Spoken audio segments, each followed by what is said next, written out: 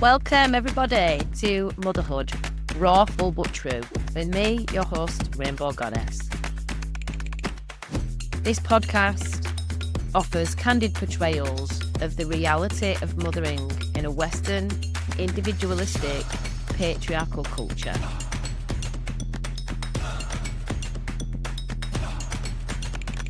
So welcome everybody to another episode of Motherhood Rawful But True with me, Rainbow. And today I feel so lucky and so joyful because I'm going to be having a conversation with my friend Kate. And me and Kate have become friends because she was an original listener when this podcast first came out, just over a year ago now, isn't it? And Caitlin got in touch with me through a message. And since then, we've spent time together and we've become friends. And this woman, I just celebrate her so much because she's been so brave and courageous. And she's moved her and her daughter out of mainstream society, off grid, into TP Valley down in Wales. So, Kate, it's such an honour and a privilege to be here with you and to be sharing this time in this space. Thank you so much. Yeah, thanks. And coming thanks so much for the podcast because even though I made the transition, it's not been easy. And there's been times where I felt just as lonely as I was. And hearing your podcast and hearing the academic language that you've given me, you know, the words and the spiritual, but not religious, and it's helped me frame my own experience. It's really hard. I can look at how a native person's living or, you know, how they used to live, but I don't know how I'm living. I just felt disoriented, and you've really helped me ground myself in my experience. So thank you so much for this opportunity for us all to grow and understand motherhood more. Mm-hmm. So welcome. It's such an honor and privilege.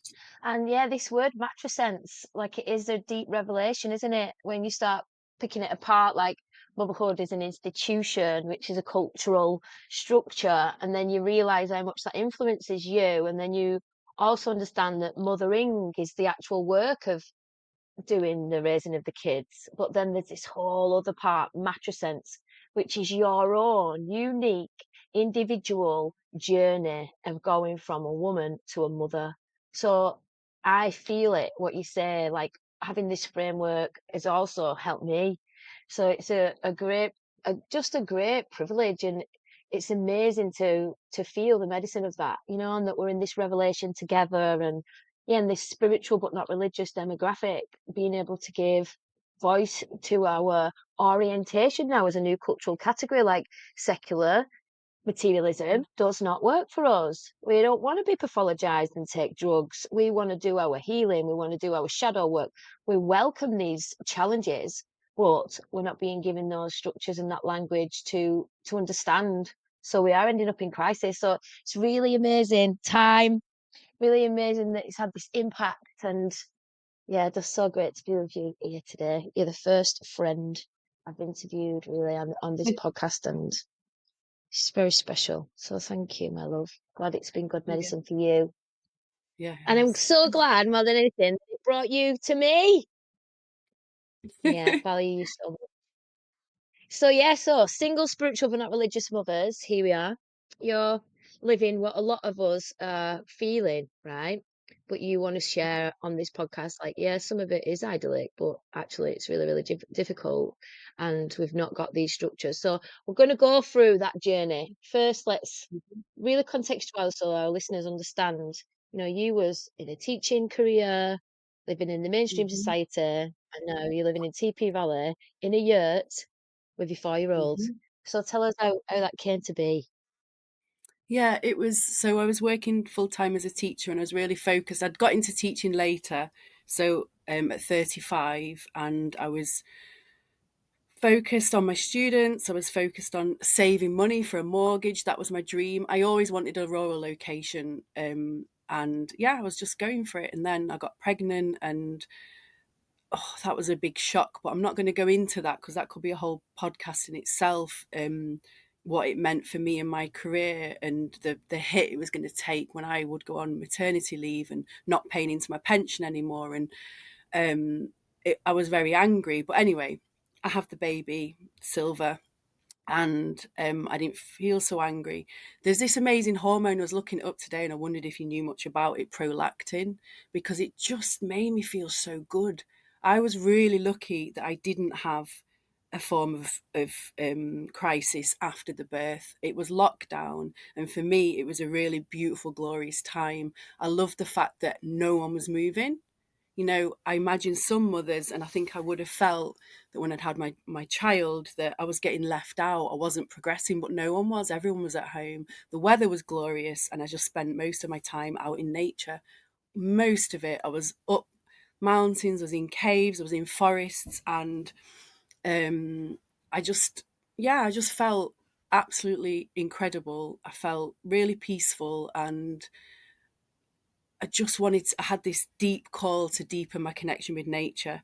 And after maternity leave, so I had my 9 months, going back to work, previously I'd enjoyed my job, and it was like torture. So I'd had a glorious maternity, it couldn't have been better, but the actual going back to work bit was a massive problem.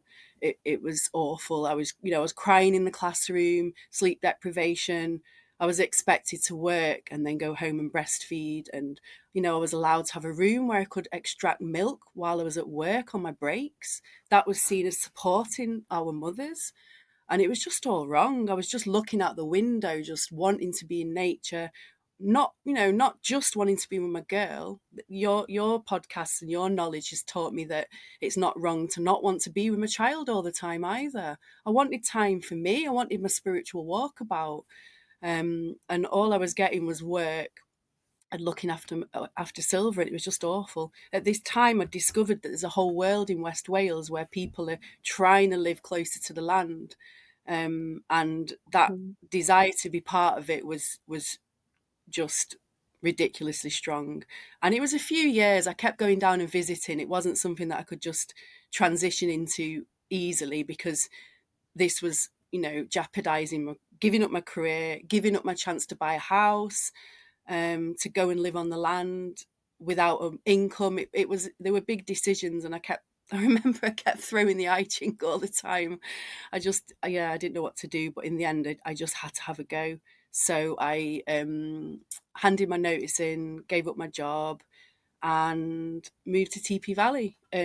Originally, just in a tent, a 2-man tent, because there's no official process for joining the community. You just have to sort of get accepted, and then ask for permission to put up a structure. So yeah, it was big. Big. So yeah, I lots of just want to places. pause for a minute here and just take a minute because I just sense the courage it took for you to make that leap, and give up and on all the structure and seeming safety and convenience of the mainstream and go for it, go for it. And so really just want to honor that, the bravery it took to make that leap and give gratitude for the inspiration, you know, because it's deeply inspiring to other people, it gives us faith as well. And so, yeah, so I need to pause for that. Kudos to you, kid. Go on. So, tell us how it unfolded. Well, You get I've there got in a your little 2-man note. tent with your toddler. I've got a little note because when I left my job, the English department were really beautiful. They bought me this gorgeous book, and they said call it the Yurt Diaries. Um, and I made like bullet points of why I wanted to move, and then had bullet points of what I anticipated missing and not enjoying, and it's spot on. There haven't really been any surprises. So my motives were like, I want to hear, feel, and smell nature being all around us. I want to see us bathing in the crystal clear waters. I want to experience real fire, music, dance, and conversation more frequently. All the stuff that spiritual, not religious mamas get at the festivals. I want to be a full-time mum until Mm, Silver goes to school. I want to break from teaching. I want to meet people I can spend more time with and to foster deeper connections with. I want to protect Silver from busy roads, pollution, trashy culture, and bad food. I want Silver to have a magical, wild, free range childhood in nature. So they were my motives. Mm, But the reality was I did get those things, but I wasn't getting hot showers. I wasn't getting any time to myself. Previously, running had been a passion. Well, I didn't think it was a passion. It was more like brushing my teeth. I couldn't go running. Um, I didn't have the security of a job and an income and a secure home. And funnily enough, I knew this would happen, but my relationship with nature didn't feel as sacred at the beginning because I was in it all the time. When you live in a town, when you take your moments out in nature, they feel so intense and they feel more sacred. So I was sort of losing a sort of part of magic, although as times progressed, that's changed a little bit. But being with Silver 24 hours a day was absolutely, it was like torture, which I know sounds awful, but I can mm, say it on this podcast because of what I've mm, learned through, machocentric feminism. It was awful. I couldn't even, mm, wash my face in peace, and it was just so hard. And but what came from that was me realizing, because I'd been working full time as a teacher, realizing that I didn't know my daughter either. So a benefit came out of that. I didn't feel like I knew her, and I didn't really know how to discipline her because everything had been, rushing to get ready, going to work, going to nursery, coming back. And then she did see her dad on a Friday night and a Saturday night. So I got those 2 nights to myself. So I wasn't really spending as much time with her. But there's no balance to that, is there? You can't, mm, it feels like it had to be no time with her or all the time with her. And as I've spent time in this community and I've had more time to like explore how natives operate, because this is a community and most of the people are spiritual but not religious. So they talk a lot about native structures, and there's a lot of almost romanticizing about it, or lusting for that deep connection. And mm, so learning that, as you've said, intensive motherhood is not natural, and that was painful. And yeah, so it wasn't bathing in the crystal waters and having conversations around the fire. Well, it was, with stones stuck on your arse and feet, and it wasn't like a, you got all the dirt of nature as well. um it was hard. Yeah, it was hard, and it's there have been moments where it has worked. We've had families come to the community, and we've had times when, one of the dads was looking after the kids and the mamas could have a ceremony together. That is when it was working. That's when it was like heaven. That's when I felt this deep balance and deep inner peace. But like it is in modernity, everyone's always moving on.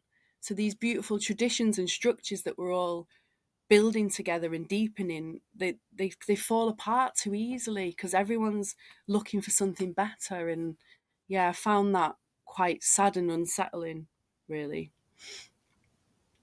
mm. I get what you mean. I suppose when we idealize, romanticize, and long for these community structures in the land, we're remembering times when, our culture was more like the Himba tribe in Namibia, for example, these hunter-gatherer tribes. But the thing about them is they're a, they're multi-generational and they've been going for generation after generation, always from the beginning and moving on together, aren't they, through the life Mm-hmm. transitions on the same land, Mm-hmm. or even if they're nomadic, they'll move, but it's intergenerational rolling through the generations. And here, what we've got is a model of neo-tribalism, which is where people have these feelings, they want to come together, they try, but they're strangers. They're strangers. They haven't got the same um, grounding as these other, more original, more organic tribes have. And so then with this wave of understanding in that spiritual biology is not religious, it's like all about doing personal development work, So in other tribal models, I think there'd be an acceptance of some people's quirkiness. There'd be people that would have a label of being the idiot of the community. Someone would be the bossy one. Someone would be the one that were the energy vampire, and they'd kind of, not have to keep doing work on themselves, but they'd kind of be accepted in a way. And then the community would have so much trust within each other because of family that if people got too far, then they'd mediate and their family would come around and sort it out. Like these other models where they have these ceremonies where they remind someone they belong when they do something that's labeled as negative or harmful, or they don't Mhm. say what's wrong with that person. They say what's wrong where they feel like they don't belong anymore. Let's intervene. So I think they have mechanisms and this deep sense of entitlement with each other and in the interrelationships because of the time and the intergenerational like nature of how they've grown together. So when you put this like, oh, let's fix everything and do all our work, we'll get judgy against each other when we're acting, in unacceptable ways. I think there's also this like less responsibility to keep giving compassion and keep trying and effort with these people. So I think there's, strangers coming together, trying to do shadow work together without the bedrock of the mycelium that these other people have, without that intergenerationalness.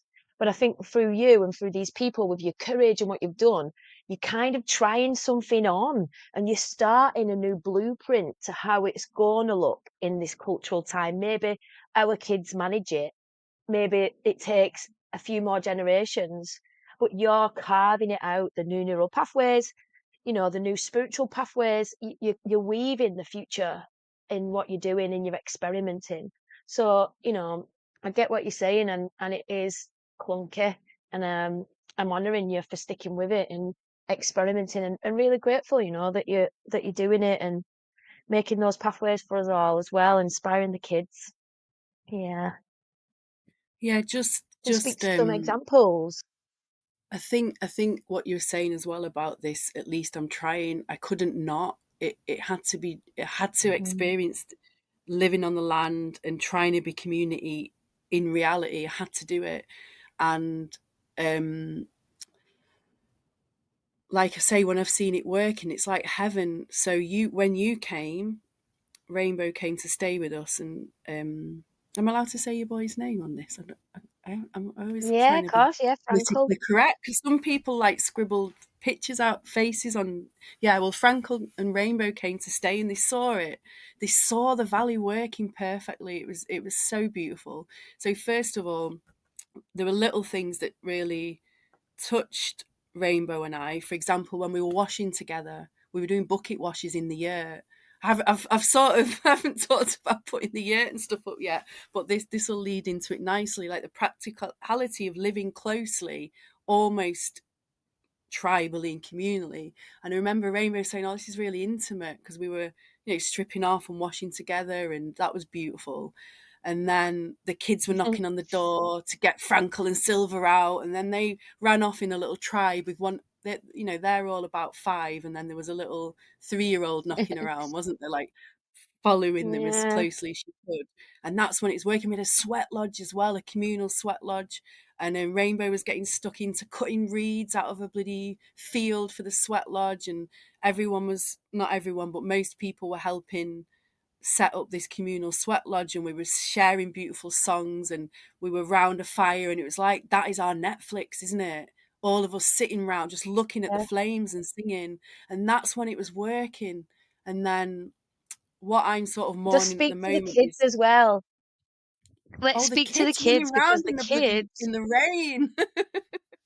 yeah, and we've just left them outside the sweat lodge and they were holding the space by the fire, 3-year-olds to 7-year-olds, and we're just in the sweat lodge singing, and it felt so safe. Like the trust that I have for my son when he's in the wild like that, just the fear goes because it's meant to be that it's just in us, in it. It's in them, their ancestry and their bones know how to act around a fire and how to be in a ceremony, and they just get it.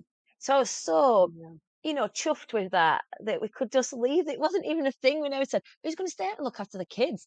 We just went, we're going to go in here now. We'll sing. You can have a turn in a minute when it gets a bit colder if you want. And they just stood there in the rain, having a nice little time.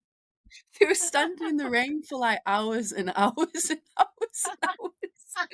Oh yeah, I forgot about that. And then Frankel got his own little scythe. He made himself a little scythe, didn't he? He started cutting bracken. Yeah, Yeah, yeah. I And then can't you actually. having to do I a little forgot about that. How ceremony. good they were. Yeah, yeah, but Oh, it's a yeah. You Teething look Valley ceremony, so it's a little bit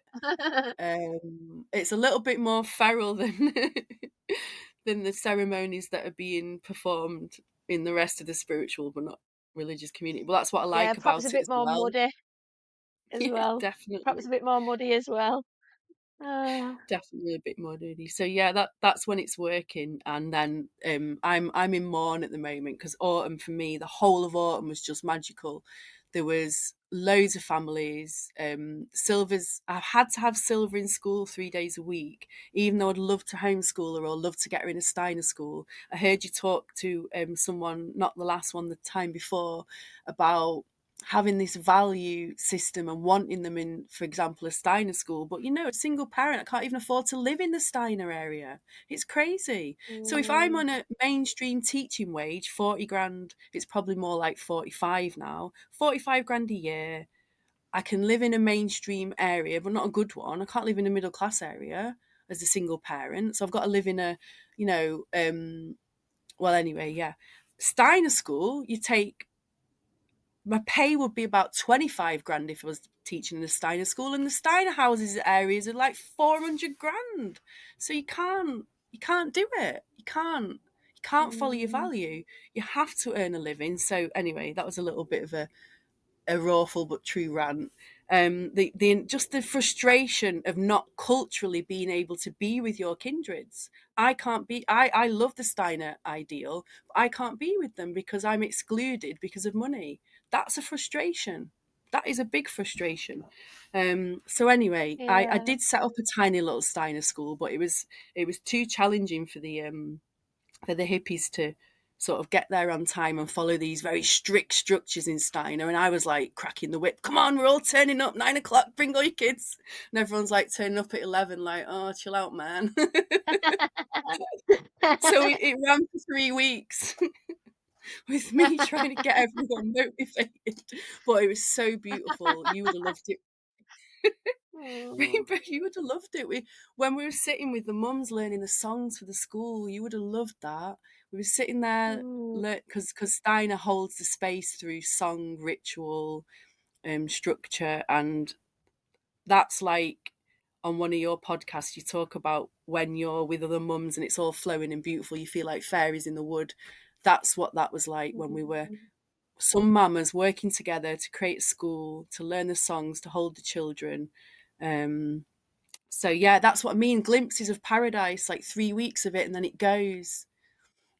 Can we take a little pause here? I just want to speak to Yeah, that, the juxtaposition, because at the moment, I'm focusing a bit on maternal rage, this idea of yeah, maternal rage. Um, and a couple of my posts on Facebook have been about this. This scholar, Rux, and she frames maternal rage as a byproduct of cultural neglect. And I was obviously through my research that I'm doing in my PhD now, I'm going to go deeper into these mechanisms. Like, what right. Say exactly that is again, that? because say that again, Rainbow, because you're so academic. Sometimes we're not. I won't talk on behalf of all mothers. Sometimes I'm not working as quickly as you. So rage is a byproduct Okay, of. cultural neglect.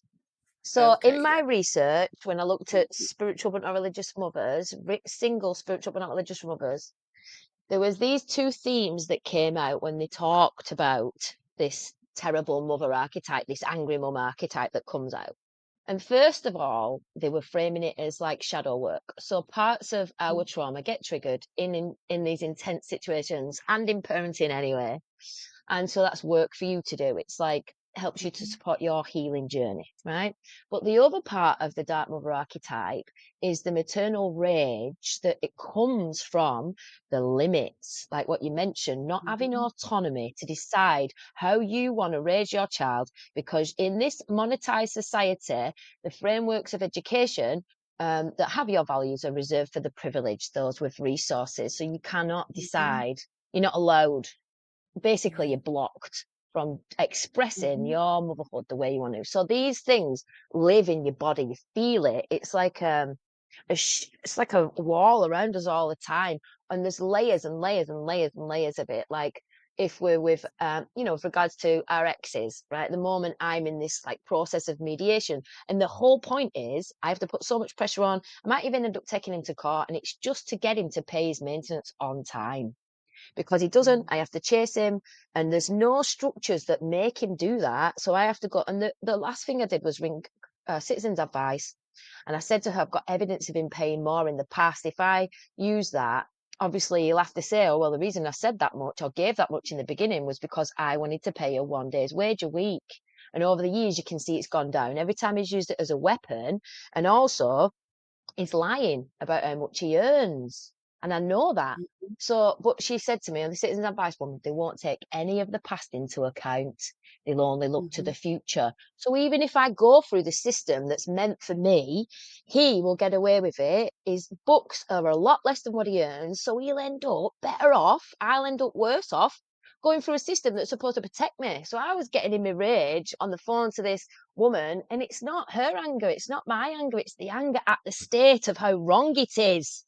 So maternal rage comes out in these hotbeds with our children, but that's not the mother's fault.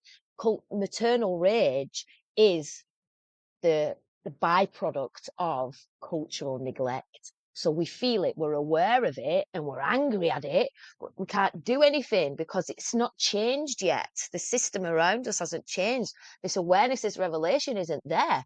And so that's the difference between like maternal rage and shadow work, right? So now if we come back to what you were saying about the furries in the woods, if you take away all of these pressures and you give a mother resources so that she's not worried, she's not in stress, she's not in fight or flight in a nervous system, then she has an opportunity to really express her organic self in the moment.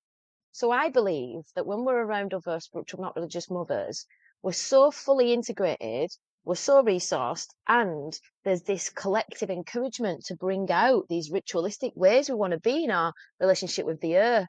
So for me, it's not this idyllic scene that's just a rarity. For me, this feeling of being like fairies in the woods is how motherhood should feel a majority of the time. Yeah. But it's not like that because of the culture that we're embedded in. And I'm not saying the Himba women feel like the fairies in the woods all the time, but I'm telling you now, even though they're surrendered to patriarchal kind of mechanisms as well, they'll feel a lot more like that than we do on a ratio of day to day, as they're raising their children, won't they? Yeah. So I just Yeah, wanted they'll to feel. bring awareness to that, Yeah. like, wow, Mm. what would motherhood look like? What would matrescence look like and feel like if we were resourced and we were in our communities that share our values, you know? And also, at least acknowledged. I don't even think there's an acknowledgement of mother work and mothering. When you were talking about that rage, it made me think of this Bob Dylan lyric, and it says there's a babe in the arms of a mother in rage. So he's seen it because Bob Dylan writes about all the Mm, archetypes. He's seen it. Jordan Peterson's. I don't know much about him, and I know this is controversial, but I've heard him say that everyone knows that society is unfair on mothers, but we don't know what to do about it. Um, oh, so what I see your work that you're doing is sublimating your anger into mm, this, well, sublimating it into a higher form of anger in academia. And I just hope mm. you can bring about some. You already have brought about some awareness to me, and I hope you can bring about more awareness to many others, and you know the rest of society as well, not just the mamas. Because now I feel like I understand it more, but there's sort of no way of dealing with it or improving the situation, or what could my activism be. That's where I am Mm, really. Except I just need to mm. keep connecting with other mothers to try and get back into the woods like a fairy as much as possible. But that's just quite hard because Yeah, we're all that's so the medicine. individualistic.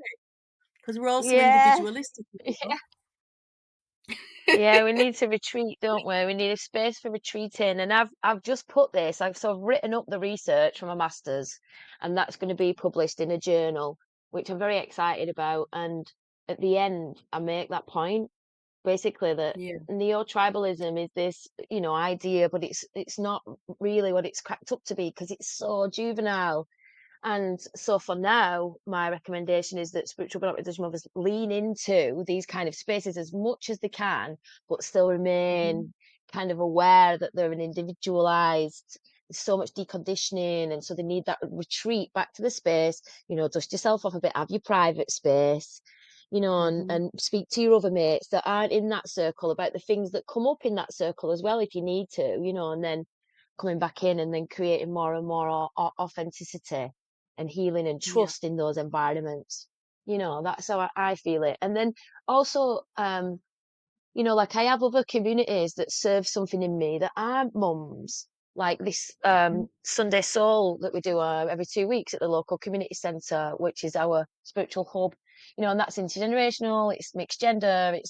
It's beautiful. And then sometimes I'll do my women's work when I get time away from Franco and lean in just for the women and just being a woman. And so there's lots of places to tap in for these resources to nurture. And the other thing that come out of it as well is metaphysical spiritual community being a massive help.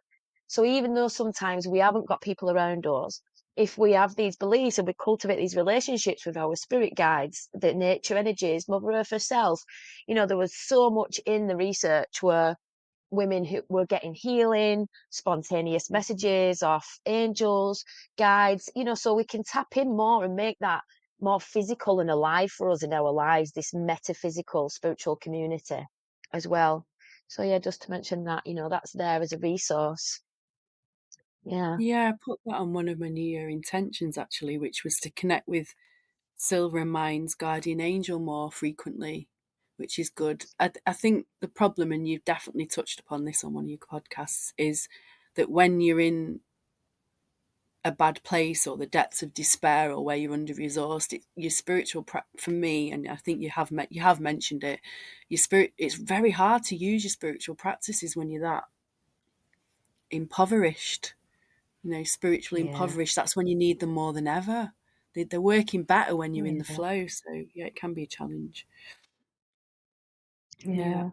I remember also feeling a lot of shame. I remember when we were living in that flat, and I was doing my first year in my master's, one of the modules was learning through integrative practice. And you had to pick 5 practices that you were going to do for 5 areas of your life. I decided to do shamanic journeys to connect with my ancestors. And I remember just feeling so much shame. And there were one night we were in the bath, and it took me a lot to gather my worthiness enough, to actually just do this shamanic journey. And it was really profound when I allowed it in, and the other time, I mean, I talk about this in my research where I had that mystical experience, um, and they came to me then. I was really in the depths one night, breastfeeding again, in this flat. It was just such a grim time, and I felt them, the hands on me, like literally feel the hands on me of these ancient women. And it was then that I got the revelation, wow, this is what's missing. The hands of the women. This was never meant to be one woman on her own. I was meant to have these hands, these women. And it wasn't like my mum would come visit me occasionally. We're locked down and it was mental, weren't it? So she'd come and she'd say things like, "Do you want me to take him to my house? I'll have him overnight." But I didn't want anyone to take my baby away from me. I wanted to be with Mm. my baby. I wanted to be able to better hold him. I wanted to have endurance so that I could still be with him and it not be so hard. So I needed feeding, and I wanted to carry on mothering. I just needed feeding from behind, and I didn't have it, And so yeah, these hands. So that was a mystical experience that happened, and then there was also this like real, having to really, you know, push myself because I needed that help. But yeah, totally get it. Other times I was just in a flop, in a slump, couldn't walk the dog, didn't want to go out, you know, couldn't move Yeah. sometimes. Never mind ask for help, tag the light in. Yeah. Yeah. Mm. I think So what's going on at the moment now is having to earn money again, which has been a problem.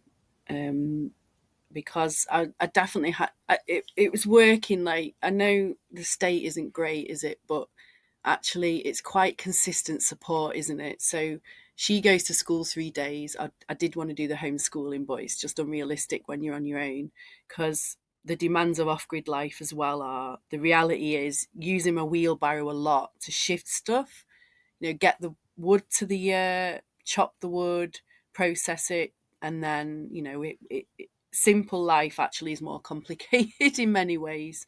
um so then she's going to school, and then while I was thinking about what I was going to do, I had that time to myself, and it was just glorious. I love dropping off at school and then having 6 hours 3 days a week, so it's like 6 times 3, 18 hours, which was just amazing. It's good for um her as well, isn't it? That's what we've also got to remember, isn't it? It's good for her. It's good yeah, for her. Go and have some peer to peer. Kids are, go and learn something. Be away from you as well as her own individual and express herself as she does when you're not there. Yeah. yeah, yeah, it is.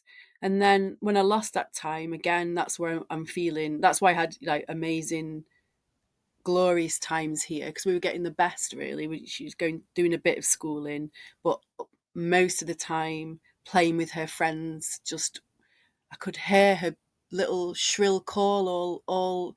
So it's a valley, and I'm on the south facing side, and there's a north facing side, and there's a valley floor, and most of the time they were on the floor of the valley, and I could hear a little voice. And we developed this system as well. So if, when I wanted to come home, I do a little wolf call, and then she does a little wolf call back, and then she'll come, and all Mm. that's really magic. I feel like I'm going off on a tangent a little bit now. I just feel like I was focusing on a lot of the negative stuff because I'm more consumed by that at the moment. But we had this beautiful, there's been lots of months where it's been lovely when I wasn't working and life was very simple. And it was, making bread and chopping wood and collecting water from the spring. That was gorgeous. But again, a lot of the other mamas, not all the mamas were feeling it, but a lot of the mamas were feeling that desire to be more communal. And that's where we're looking back at the native structures, where the women would have been collecting the water together, they would have been cooking together more. So the individualism is was sort of dragging us down, and it's the mums that are, you'll be able to enlighten this a little bit. It's the mums that are feeling it. The dads weren't. And I've never felt this desire to connect so deeply to community until I had a child. It's the mums. I'm wondering why they're feeling it more than the dads. Why are the mums feeling that desire to be working with other women, and um, the dads aren't? Any answers? So there's a couple of things which come up when you say this. When we look at what we know now about female development, right? So we've got different fields of study that come from different orientations, right? And this is what we call ontology. So the beginning of your perspective. So let's look at fields, disciplines. We've got clinical perspectives, we've got Hmm. psychological perspectives, we've got materialist perspectives, we've got transpersonal perspectives. So if you just compare transpersonal and psychological, psychology looks at human behavior, but it hasn't yet embraced the transpersonal world or the spirituality as a part of humanity's evolving. Transpersonal psychology as a field does. So they have these two completely different ontological perspectives of where it's coming from, right? So when it comes to thinking about what women and female development, we have got a psychological model called the ecological model of development, and this is by a researcher called Ballou. And this takes into account that women in their development is interrelational, and it's of the earth, and it includes the socio-cultural dynamics. And so there's differences between male and female development, also with the genetic body, the gender of the body that we're in. It physiologically functions very, very differently. So I think these things, naturally make us feel different Mhm. awarenesses. Women's bodies have a womb, and it's all about permeable boundaries and holding, right? We start off in our mother's wombs with all the eggs we're ever going to have inside our womb. All our potential children are inside us, and we grow and we're patient and we're holding and holding and holding. And those eggs are all female as well. It's Mhm. the sperm that brings the male or the female gen- gender. So the sperm Mhm. decides if it's going to be a daughter or if it's going to be a son. So the masculine, sorry, the maleness comes in when the eggs get fertilized. So something about femaleness, which is about holding, about bigger Mhm. picture, having this sustainability and holding, right? So that's why women have this benevolence and this patience, and they also think about everybody else because they're holding everybody. First of all of the children inside the wombs, and then when they become mothers, and like even Gabor Mate says, doesn't he? Like the mothers have the most what is it? Autoimmune disease. Um, Yeah, I've heard that lately. autoimmune. Yeah, Yeah, yeah. the most I've heard that autoimmune one of the diseases. mamas at us is having that problem. Yeah. Yeah, because they absorb all the stress of the family. It all comes in. So Mm. if you think what we do with our wombs as well, cyclically, monthly, we purge, we purge. So I think what we do is gather it all up. We're like the central point of the toroid of energy. Like those donut forms of toroidal energy where it goes, starts at Mhm. a 0 point field of it goes round and around, spiraling out, wide around itself, and then back up the middle again.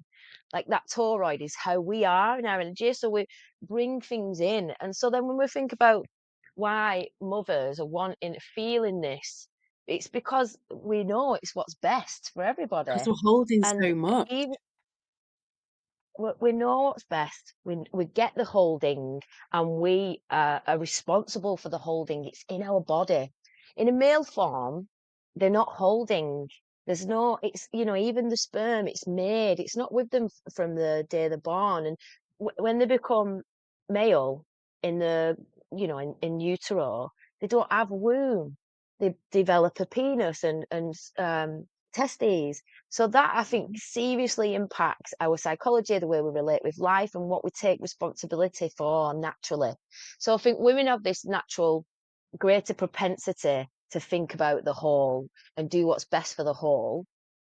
Just naturally. I'm not saying that men don't do that because they do, but I'm just saying, with our biology, it influences us in this way. And then I think there's Mhm. also this evolutionary impulse, right?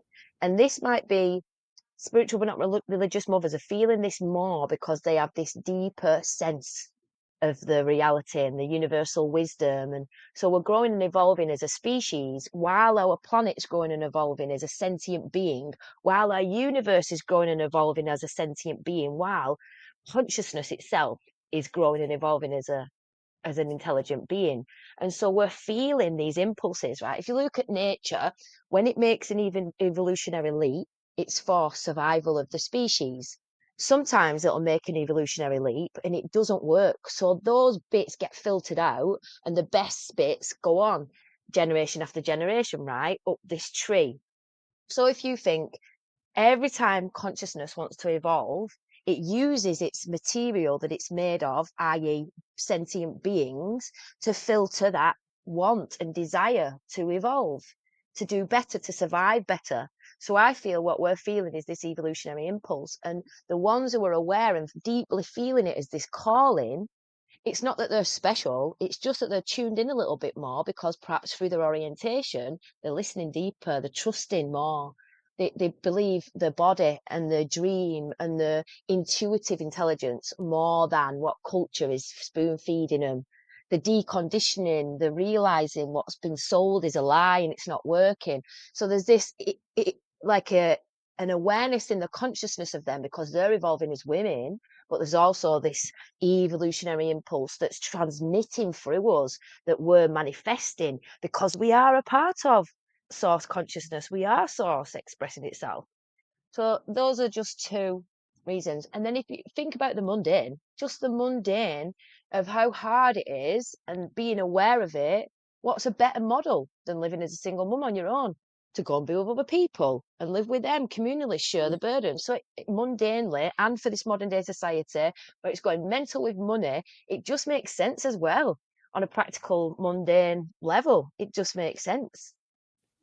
Yeah, no, and when you were saying that, it was making me understand what's challenging then for a spiritual but not religious mother is because a spiritual but not religious mother in a mainstream culture is sensing the lack of spirituality in mainstream life, so that it's hurting more.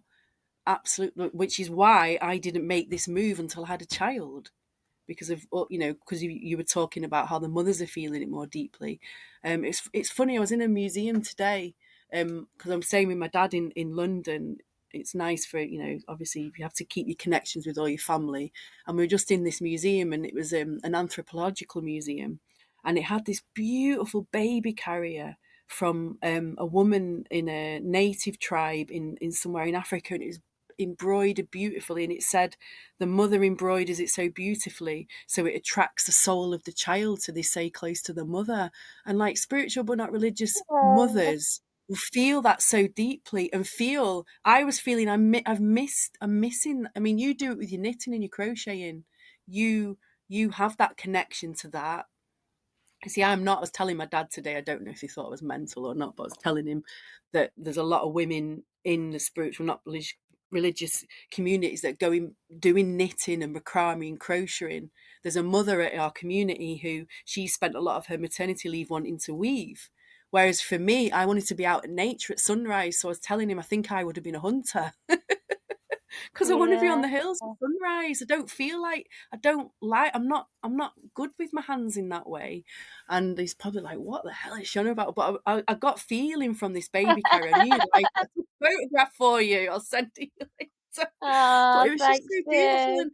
And I think spiritual religious mothers feel that lacking in the system, in the society, that life is going so quick and you're having to spend so much time working for someone else to make ends meet, that you're robbed of the opportunity to make a baby carrier out beads that's got patterns to attract your baby's soul. Do you know what I mean? We just go and buy one, don't we? Yeah, thought you'd appreciate that. It was Sometimes so when beautiful. uh, it's beautiful, babe, really beautiful. Yeah, there's something um, about shamanic work with the hands that Hmm. makes magic. So when we think about totems aren't really, magical objects. They're objects, but they become imbued with magic through the meaning that's placed on them. So there's something so misunderstood. Like I don't even know what it is, but these prayers, the intention of it, putting the magic in it, it makes it magic. So Hmm. the spiritual realm, the sentience in the spiritual realm, you know, imagine that like a process of welcoming being built around this space where your soul's going to go and inhabit when it goes through the stargate of Hmm. the mother's portal onto the earth. The magic in that, the protection in it. Like when we make bundles, when they wrap bundles, like I've still got my pregnancy test from Frankel and his first lock of hair, and I'm going to make him a medicine bundle. When he's 14, and do a rite of passage with his medicine bundle. But yeah, something we want to ritualize motherhood. We know that there's But there's how magic does meaning, and we want to. that beautiful, sorry. I'll just finish this It was, point. So we know there's yeah, something yeah. magic in meaning, and we want to imbue things with meaning. But these rites of passage, like we said earlier, I can't remember if it was on the recording or not, about tradition. We've not got them. So we don't know, and we've not been encouraged to cultivate a relationship with these energies or our power to even wield these energies, to be the shamanic bridge between this world and the other, because we haven't had that as we've grown up. So again, when we're in motherhood, it's imbued with so much meaning. Everything should be a magical totem. Like forage wool on this sacred pilgrimage where I went with my fairy godmother, and I saved it, and then I corded it and I hand spun it, and then Mhm. I wove a little tie for Frankel's umbilical cord because I was having his placenta made into a smoothie. So I wanted to tie it, and I wove a little, crocheted a little heart out of this beautiful wool, and I was going to tie it, you know. So imbuing things like that with meaning really helps not just us and the process, but I think it also really helps them, and it helps lock things in and help us, embody it. So we move through so much of it, such high speed. There's a sense that we're missing the meaning. We're missing the meaning. We're not giving them that bit of meaning there and that bit of ceremony there. Like, Mhm. it's a true thing, and I get shown it when I'm in the medicine journeys with Mother Mushroom. Like, if you're Mhm. careful and you go slow and steady, every little piece can be imbued with meaning, and the whole thing is a sacred prayer then. And I think that's where we're trying to head. And one of my teachers, Rita Herrera, she talks about this being the age of white ceremonial magic. And we've got to come up out of, the illusion into discernment and discrimination, right thought, right speech, right action, and really embrace this silver light magic energy that's coming in and work with it. So everything's a prayer, even when you make breakfast, like imbuing it with meaning. But yeah, it's a lot that. But bringing it back to motherhood, yeah, it's difficult because there's no structures, and we have to make them, and we're all so busy all the time. And it's social media now. Like, if you want to put anything on, you've got to have a Canva subscription, a YouTube subscription, all of it. You need loads of money to even make a post now on social media, never mind loads of time just to tell people about it. So it is so hard to come together in these ritualized spaces where we can, express ourselves in these organic ways. And it is in our own lives because we've got so much going on, so much responsibility, and so much to do, so much we're carrying. It's hard. It's hard to carve out space for creating meaning. And then you just have to carry the grief of it, and hope that you've done enough, you know?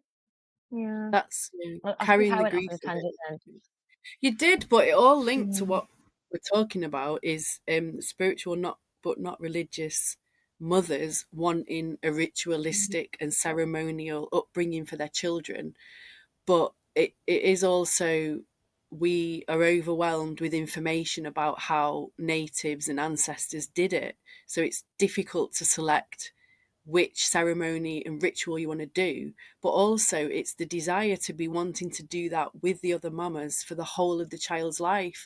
So at TP Valley, there's a really lovely group of families that got so lucky. So when you start living there, you have to live in what's called a triangle field, and you're all in like movable structures, mostly yurts. And there was about 5 families, and a lot of them were mums and dads who either had their children on the land or moved when the children were very young, and they've had 20 years together. So there's about 5 families, and the children have all grown up together. And Mm.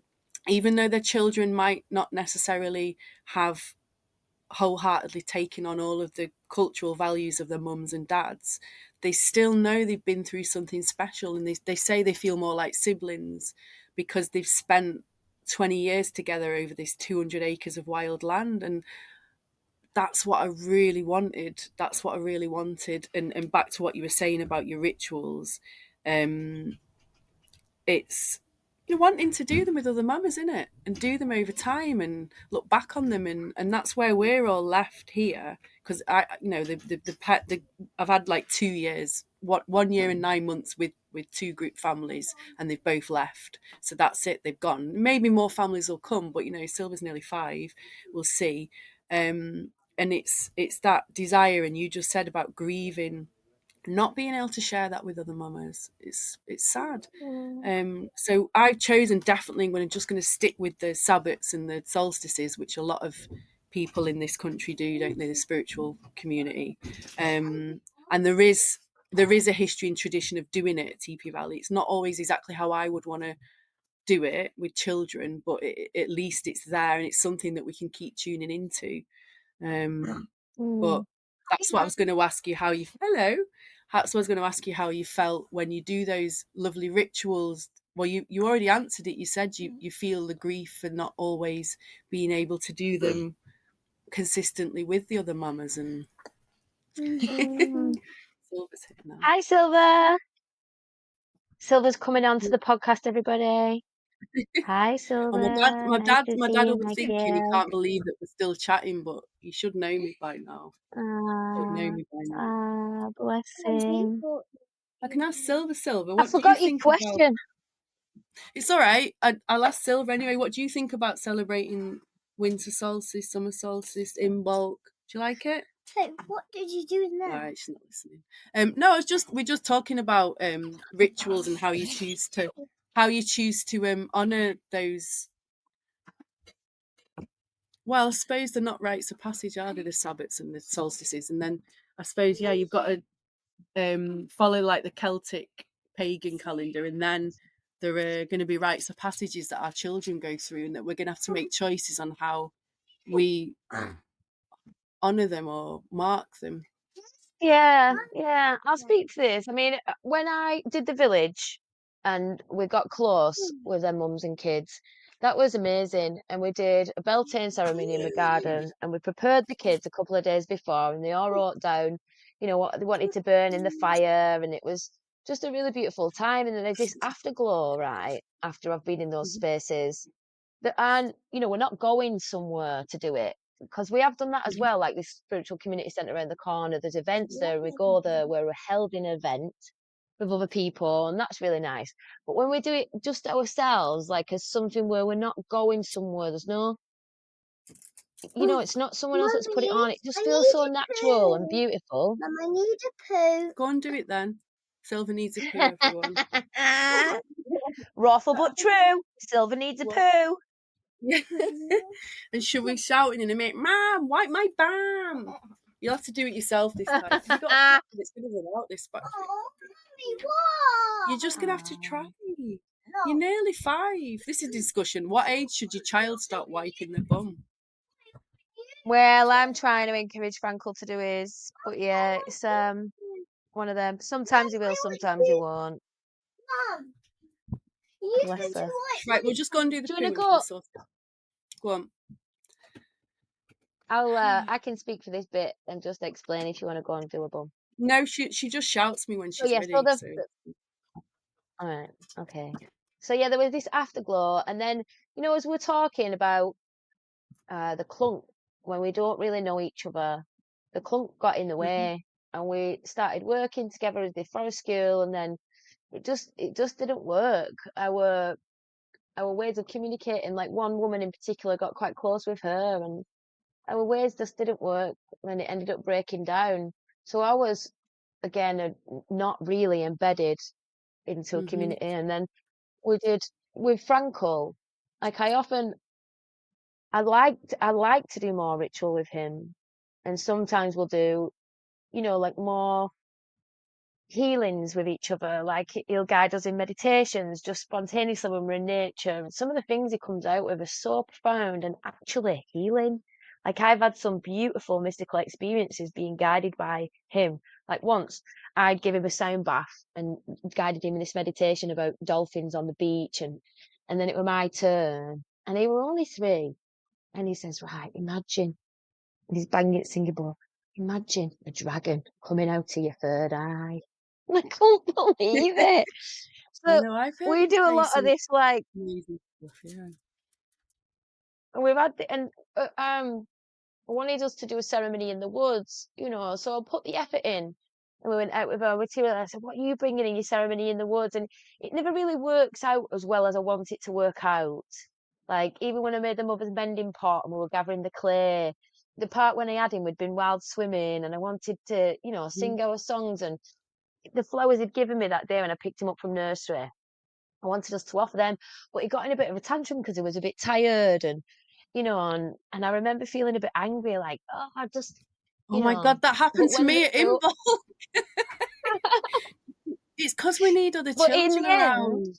Yeah. yes, that's what I was going to say. Yes, but he Yeah. did. He did settle. In the end, he made a lovely prayer for the mothers, and he did give his flowers to the earth, and it was amazing. Yeah. But when the other guys are around, like when we did Yule, I've only really kept in touch with one mum from that original village, Yeah. and I love her so much. Her son is so rambunctious, just like Frankel, and they put poo songs on, and they're so loud and bang and bang, and they just get in each other's faces, and because they're so used to it, because they're like that, they love it, you know. So it's a bit mad when they come. So on Yule, we did one, and they were just smashing the hell out of the singing bowls. And they were like, "Shall we turn the lights off?" And they weren't even really in this. Like, before we turn them off and get the cake off Granny Yule, first we need to say what we're grateful for. And you know, so it never really goes as smoothly as you think, but it's always so beautiful, and there's an afterglow after it, which is really, really nice. But I do want to be able to do more with Frankel, and I notice it's harder to do it on my own with him than it is when I know other mums and kids are coming. You know, I find it much easier. I don't know, like maybe it's supposed to be collaborative. You know, sometimes I'll go for the most beautiful walks and have an amazing time, but there's this like shadow of like, oh, no one's witnessing, no one's seeing, no one's sharing in this with me. And I feel like that kind of clouds it a bit for me. Not all the time, but a lot of the time I sense that. So that's why I really love doing it with other mamas. And, you know, I'm really, yeah, really looking forward to these next bits of work I'm putting out there, and helping facilitate this between mums with smaller children than me, because I've moved on now and I'm going to open these spaces again. So watching them get together and do their thing and encourage them, you know, beyond the group, and just inspire that, you know. Yeah, yeah, Yeah, that I think with the, because we did an in bulk one and it was really beautiful, but yeah, I got a bit angry because I just thought she'd be more focused, and I think they need the older ones as well, because when it's um when it's a tradition that's been followed for a few years, they know to follow the older ones, and then but we're sort of, at the moment, a lot of the time, in the spiritual, not religious world, pioneers of this stuff. And they're not pioneers because it's yeah, ancient, isn't it? But we're pioneers of it in the modern world. So the children are learning yeah, it and it's new. And then there's a clash of other, you know, rituals, because we have got traditions in the mainstream world, haven't we? It's just they're not um, satisfying for our needs, I suppose. Another thing I yeah. noticed with Something Silver, we else. talked Go about on. afterwards, and she said, even though she moaned, and she said she still enjoyed it. So sometimes I forget that even if there's moaning and clunkiness, it doesn't mean that they've not enjoyed it. It's just that you want it to be, well, I want it to be more like ethereal. Right, I'm just going to Mm. wipe a bum, so it won't be a sec. You have to talk to everyone for a Okay, second. well, I Won't be a just want to minute. speak to a grief I've got. I want to speak to a grief I've got where in bulk I really wanted to do an enchantress ceremony for myself. I wanted to have a wrapping where I had my bones closed off my women, and I wanted to then step into this enchantress energy, because I've cycled a lot now with the grief and the darkness around the anniversary of my becoming a mother and what we went through in Frankel's early infancy. And now with this PhD coming, I want to kind of really surrender the heaviness of it, get good with it, and shift in to this magic energy, this empowering energy, this new drive to really manifest Dr. Rainbow Goddess. So I wanted to have this ceremony where first I'd get the women to hear me as a mother, have my share, get wrapped, have my closing of the bones, and really put myself back together after motherhood. And then move into this enchantress where I made my declarations, where I really called in the support of the universe. But because of individualism, and because my really close women don't live near me, I couldn't make it happen. I couldn't make it happen where I could get people together. So that Stop. was a grief. You know, I wanted What are to have you this rite of passage for doing? myself, which would be so deeply, amazingly aligning to call it in and be witnessed like that. But it didn't happen. So then I set the intention to do a ceremony with myself. And in the end, what happened was I got just loads of healing off these dragons, which was very profound. And, but yeah, I mean, if I'd have had this ceremony you know, would it have been different? Would I be feeling different now? I do still feel like I want that to really mark it. I think I've marked it in my own way with my metaphysical spiritual community, but I haven't marked it with my women. I haven't been witnessed. I haven't really been heard, had that outpouring, put it to bed, been wrapped, sung over and rocked. Because my nervous system needs that physicality of that ritual to be able to let it go. And that acknowledgement of them women, like, we've heard you, we see it, it's enough now. You can move on with your life now, carrying this. Every year when it comes round again, you can feel this enchantress, you can have your little week, write your little story, honour it, and then move on. And keep going with this energy, you know, realign myself. So I feel like I really do want that, but can't have it. Because the women aren't there. They're not. Well, it's not that they're not there. It's just really difficult to get everyone together in that space. You know. Yeah, So that it I doesn't really happen. feel that. I really, really, really feel that. It's just, it links to loads of the stuff we've been saying. It links to wanting to be in community for that reason. It links to individualism because we're all separate from each other. It links to, you know, my little Imbolc thing and the thing you did with Frankel, wanting other mamas there with the kids, but not always quite being able to meet. And in my ideal community, everyone would stop work for Imbolc. No one works on Imbolc. Yeah. No one works when it's, you know, your enchantress ceremony or you're closing the bone ceremony or whatever. Everyone's there with you, a small group of people, and I feel that feels sad to me. Like, we have the sweat lodges, and there's one woman that does the new moon sweat lodge, and sometimes I can't go because I'm working and I want to help her and I can't, and I feel that need for that amount of structure and well, I mean, that's what those rituals, ceremonies and sabbats, etc. for. They are to hold us in balance, aren't they, and to keep us connected to each other, to the nature, to the universe. So I'm so with you on that. That's another reason I really wanted to connect with you, because you were a mum that was doing it all. You were doing these things, and I'm like, yeah, I want to come and be in your gang, but we're just so far away.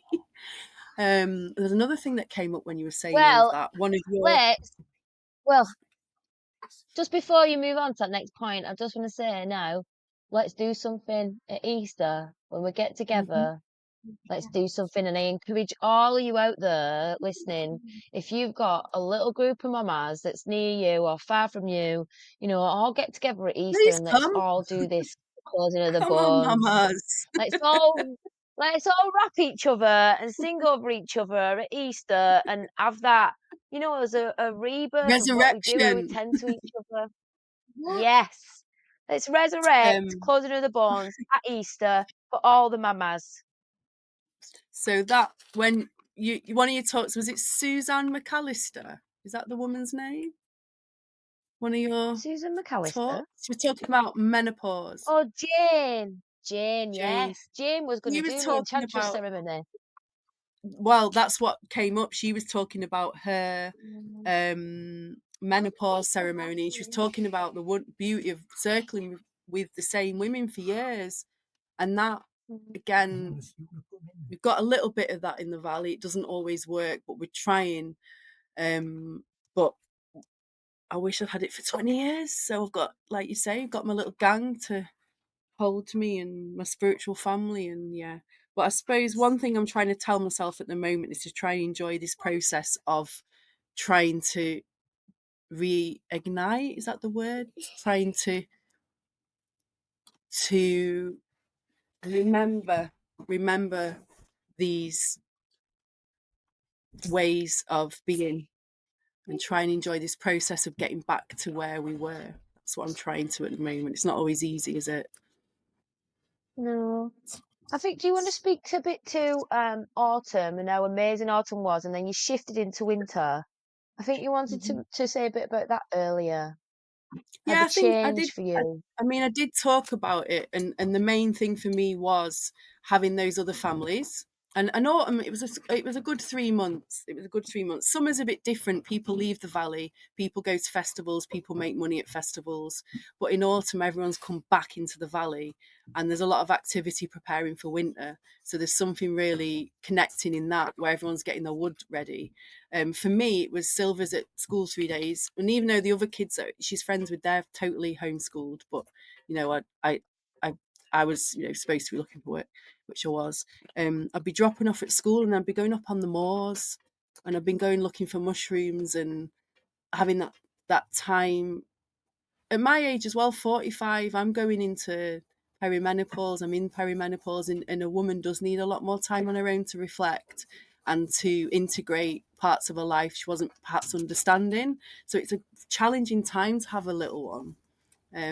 So I needed that time on my own, and I was getting that time 3 days a week, and then coming back to the community and spending 4 days in the community with Silver. She's playing with her friends. I'm doing my, you know, yurt wife duties and my yurt husband duties, and little things were happening. Like I was had a singing day, and loads of women from the valley came to sing and have cacao together. All of that kind of stuff was going on. We had an amazing Samhain, and then suddenly in winter 2 families go.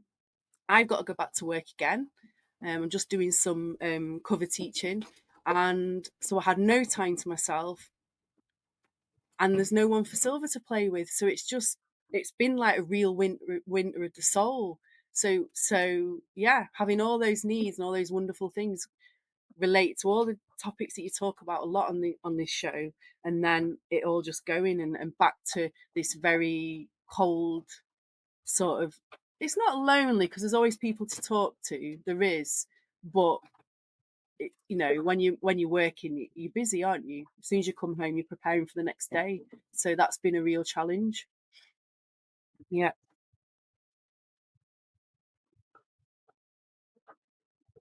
Hmm. What do you think it is? I mean, TP Valley, it's obviously got its own rules, and other communities work differently.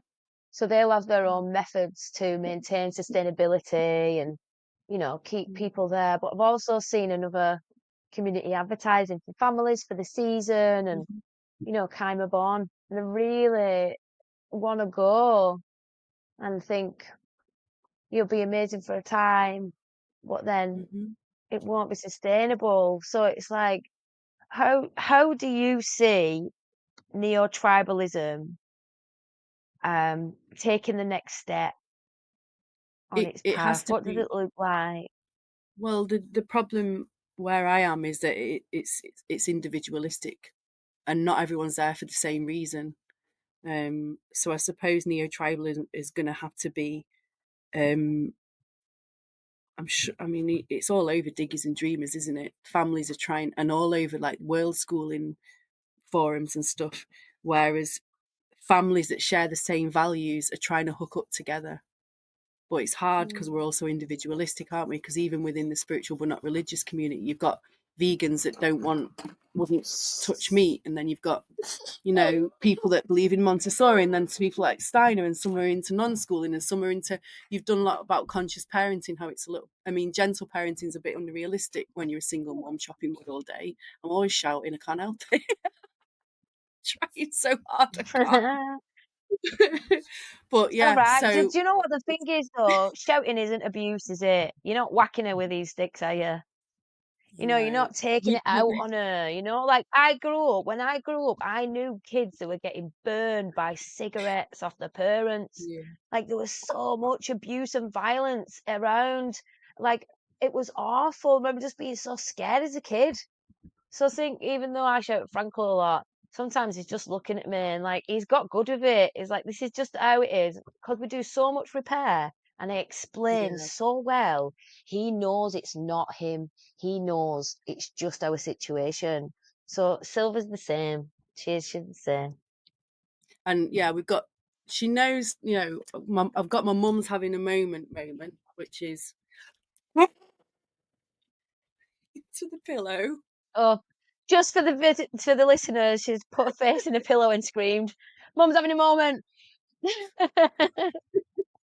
and Good for you it's though, that's always conscious just. processing. You're teaching You her know like this is what? what you do with your rage. But it doesn't happen when I've had some time to myself. It doesn't happen. It just Yeah. doesn't happen. Anyway, Yeah, the resources. yeah.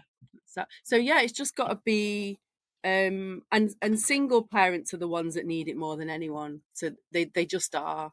The single parents are the ones that need to reach out for each other more than anyone, because they need to share the responsibility of childcare. It's really simple, isn't it? It's really practical. They need that. So, and I know it's happening out there. You see it all over Facebook, where people are putting posts listing their values, and I just don't have enough information about whether these structures are working and how they're negotiating it. I don't know. That was it. I'm not sure. I know one of my really close mama friends, I'm really sad that she's gone, and she's got this autoimmune disorder. Yeah. So she said in Glastonbury they've got this amazing system which is called a mama village, and they all live in houses and stuff, but they're connected through the WhatsApp group, and if one of the mamas on the groups had a baby, they all take food to her, and they do a lot of cacao and singing together in centres and stuff. So you're doing a lot of that work, aren't you? You're creating online mama communities, aren't you? Yeah, I'm So also it going to is start the happening. village again in person. So we've got the Mhm. online one, but we've also got this in-person one on a Friday morning, which I'm starting at the end of this month, which is the original model of the village, which I started with that funding from Scientific and Medical Network. So yeah, and there's lots of stuff going off around near us, for families. I really feel the shift, from when I was, we were locked down, weren't it, as well? But there weren't any real spaces. And now I feel like the like even in cacao ceremonies, it was an adult only space, but now there's more and more Mhm. ceremonial spaces which are opening up to be family friendly, and they're saying family friendly curtain. And so I think it's getting there. There's more and more of these social structures, we can go and meet other like-minded parents. And I also say, don't be afraid to invite these people into your life. If you connect with another mother, say, do you want to come round for tea? Do you want to have a play day? Make that leap from being a spiritual but not religious person in these structures and affiliating with each other. Make the leap to actual connection in the mundane life. Because once you've built that and the kids know you and you get to love the kids, then you can have sleepovers, and you can take the kid. And so that's happening for us now because I've started it again. I'm building community around us, and we've got other mums with kids of similar age, and also with Frankel being at school, a woman who I knew from festivals before, her sons go to the same school as Frankel, so we now do a Monday after school play date, and she was able Mhm. to do Reiki training this week, because I could have the boys after school. So we've Yeah. cultivated that trust. We've spent time together in the mundane. We've also, been there to hold each other's children. So the kids then trust us. And now we're in this space where we've got that support in the mundane. So it feels good. But so yeah, I encourage everyone, if you're in these environments and you like the vibe of the other people, invite them into your inner life. They might only be Yeah. a friend for a season, but you've got to make that connection of it. You've got to take it out of the spiritual but not religious arena and into the everyday in order to get that more sense of community in your everyday life, not just to go to these spaces and be spiritual for a bit and then go back to your mundane and be on your own. That's what's got to happen. You've got to make that invitation, and that's what did it for me. So yeah. Yeah, I think I'm just gonna have to try and attract some families to the valley, but it's such a at times inhospitable initiation process that maybe I need to talk to Yeah. people in the community to try and improve that for the families as well.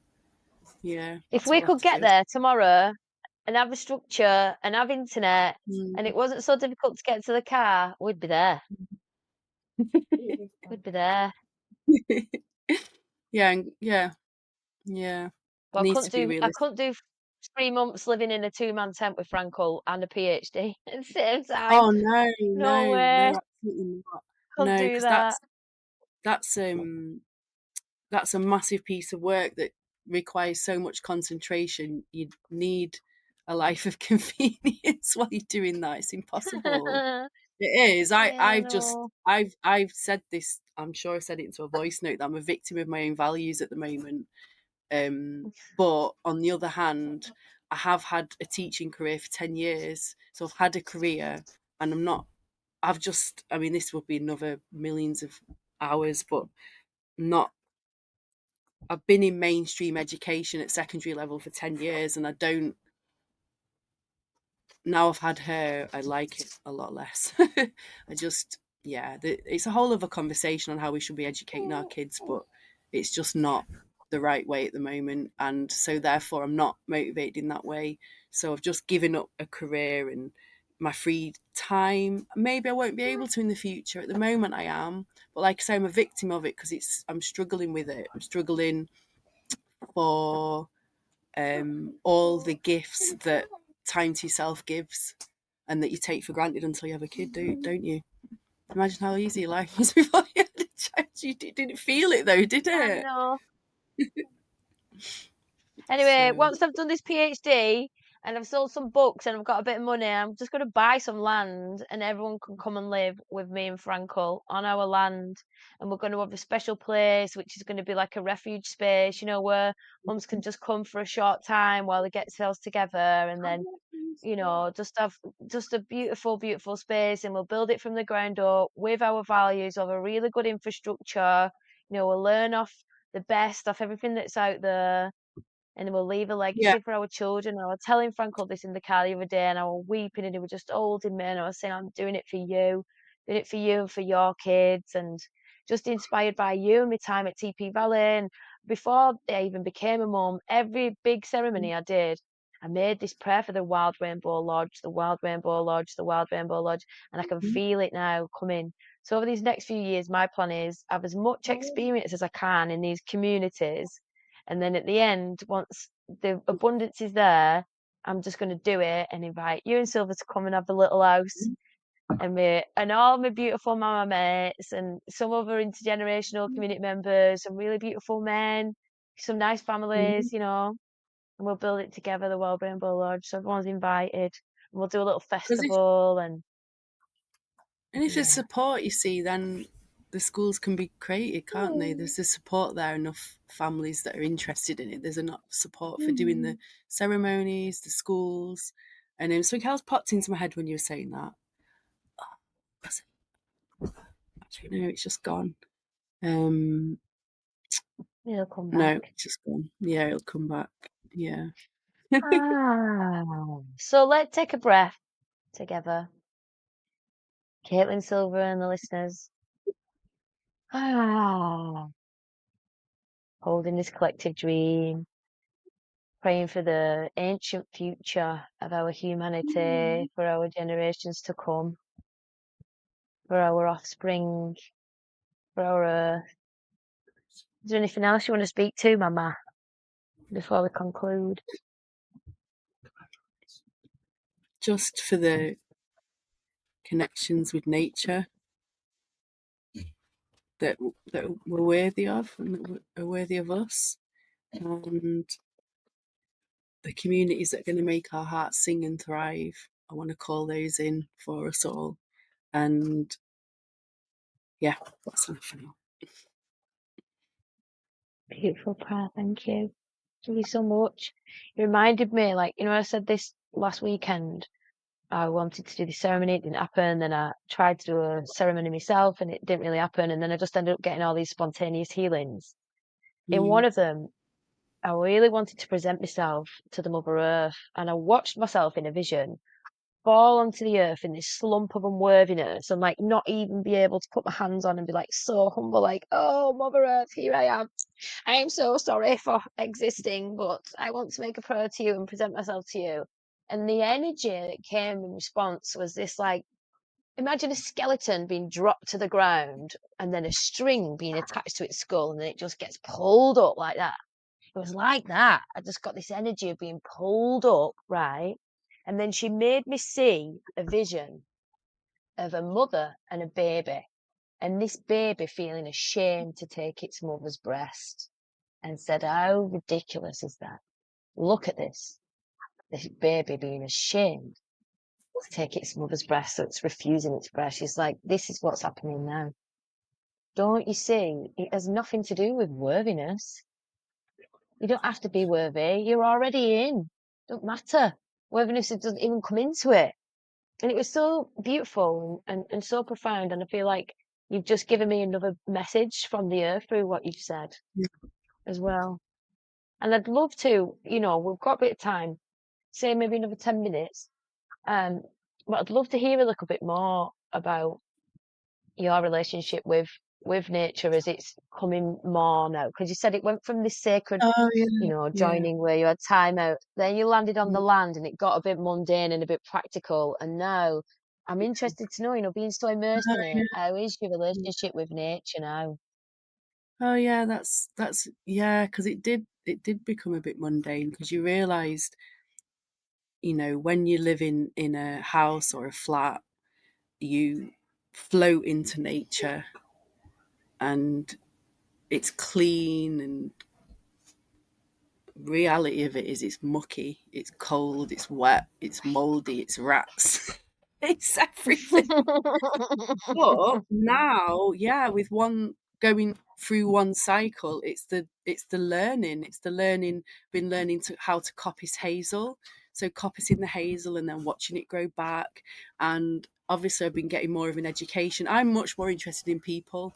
This is what I've learned. I'm more interested in anthropology, but I've been reading how to connect with plants and how they're part of the community. The plants are part of the community. So seeing the same plants come up every year, and the order that the plants come, and the plants that I can eat, and the plants that heal, and listening. So obviously spring equinox for us is on the 20th of March, but spring for our ancestors would have been when the hazel leaves are just coming. And when the hazel leaves come, you can tap into a silver birch tree, and sap comes out, this sap that's restorative water. And yeah, so those connections that I just wouldn't before, it was just, I'm in nature, this is beautiful, this is spiritual, I love it, I'm happy. But now I'm learning how nature works more. So before I'd say I love trees, and then I thought to myself, but I don't know them, so I'm getting to know them, suppose on maybe you'd say a biological level. And there is a spiritual element as well, but I felt I was already maybe connected to that. So yeah, it's getting to know it and see the plants as teachers as well, because they've been here longer than us. So our native structures, the hierarchy would have been plants at the top and humans at the bottom, whereas ours is the other way around. And learning the wisdom of plants, that's coming slower because I really do gravitate towards people, but I'm getting more into that probably out of necessity because my close friends are going, and yeah, so I have to get closer to the plants. So yeah, that's how it is, and that is magical. Yeah, I feel like focused a bit on the struggles a bit more, but that connection, and yeah, that's incredible. And I wouldn't have had that living in a house and working as a teacher. I wouldn't have had time to cultivate it. That's an appropriate word, isn't it? So yeah, and that's there for us all, and Oh, that's this really shamanic necessary. Oh look, sensibility. I love Silver, it. So Franco's just Frankel. arrived home. Franco's just arrived home. Franco, do you want to say hi to Silver and Caitlin? We're recording a podcast. Hi. Do you want to say anything to the people listening? No. Do you want to give a blessing to the mummies? No. All right then. Do you want to give a So there you blessing to go. the mummy, Just come Silver? back. No. Oh, so If you now, want to bless me, yeah, you have to just bless my bottom. yeah, feel what I've just heard is basically, we've got this transcendental idea of what spirituality is, and it's in this metaphysical plane. And through your process of getting back to the land, now what you're developing is an organic shamanic sensibility where you are tuning so deeply in to what's around you and you're embedded in the cycles. You're like almost becoming more, you're aware of the language of the plants, the way they're teaching you, or they're guiding you. So you're tuning into that deep wisdom of nature. So I feel like, yeah, you're becoming a shaman here in this deepening, this embodying of the land in you. And I think that's what we're missing in the spiritual but not religious. Not enough deep embodiment, not enough real relating to this world, to this planet, to these plants. So I love that this is happening for you in real time in your everyday life, because a lot of people go and have a relationship with ayahuasca, right? And they're still in the mundane, they're still living from their ego, they're not integrating this actual nature's wisdom at all. And there's still neuroses, they're still on the cycle of commercialism, you know, on needing the big fancy house and the Botox and, you know, not dealing with the real, you know.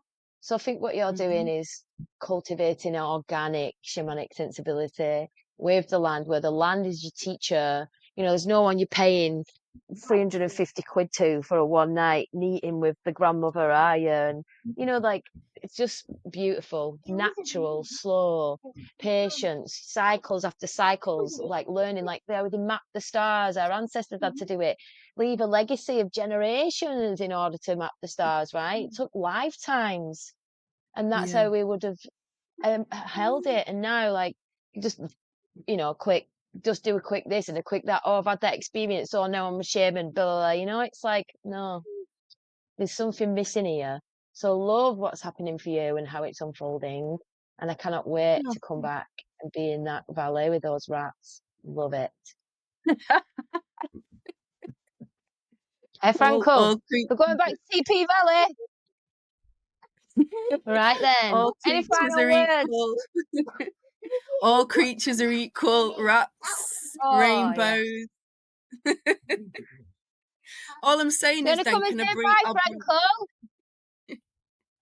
Yeah, I'll bring some of that to the rainbow tribe that's coming.